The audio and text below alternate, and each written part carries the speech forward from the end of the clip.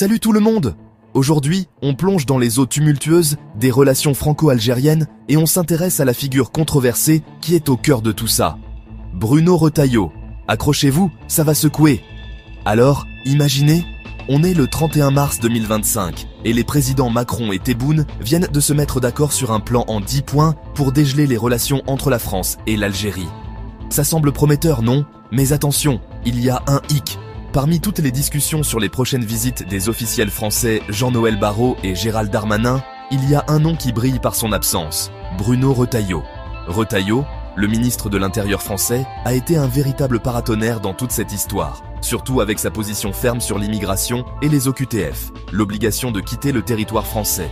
Retailleau fait pression sur l'Algérie pour qu'elle respecte un accord de 1994 pour reprendre ses ressortissants sous OQTF. Alors, pourquoi cette mise à l'écart ? Eh bien, ces déclarations ont provoqué pas mal de remous à Alger. Ce n'est pas juste une question de politique, c'est personnel. Retailleau a deux objectifs principaux. Premièrement, la libération de son ami, l'écrivain Boualem Sansal, emprisonné en Algérie depuis novembre 2024. Sansal a été condamné à 5 ans de prison et à une lourde amende, et lui et le parquet ont fait appel. Macron a même demandé la clémence à Tebboune. Deuxièmement, Retailleau veut éviter que d'autres incidents comme le tragique coup de couteau de Mulhouse en février ne se reproduisent. Un Algérien sous OQTF avait alors tué quelqu'un. Retailleau reproche à l'Algérie de ne pas avoir repris l'agresseur malgré de multiples présentations aux autorités algériennes. L'approche de Retailleau est un mélange de diplomatie et de fermeté.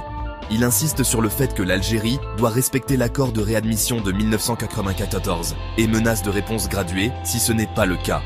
Il a même laissé entendre qu'il pourrait remettre en question l'accord de 1968 si nécessaire.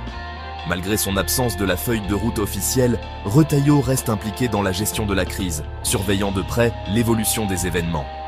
Dans une récente interview sur France 5, Retailleau s'est montré plus optimiste, déclarant percevoir des signaux positifs dans le dialogue renoué entre Paris et Alger. Mais il ne baisse pas sa garde pour autant. Il n'y croira que lorsqu'il verra des actions concrètes. Retailleau se décrit lui-même comme la bête noire à Alger, une figure constamment critiquée par la presse algérienne. Pourtant, il reste inflexible, jurant qu'un autre Mulhouse ne doit pas se produire et que l'Algérie doit reprendre ses ressortissants les plus dangereux. Voilà donc l'histoire de Bruno Retailleau, un homme au centre d'une tempête géopolitique. Héros ou méchant, ça dépend à qui vous posez la question. Mais une chose est sûre, il ne recule devant rien. Merci d'avoir regardé. N'oubliez pas de liker, commenter et vous abonner pour plus d'analyses approfondies sur les événements qui façonnent notre monde. À la prochaine, restez informés. Merci de bien vouloir activer la cloche et de cliquer sur j'aime.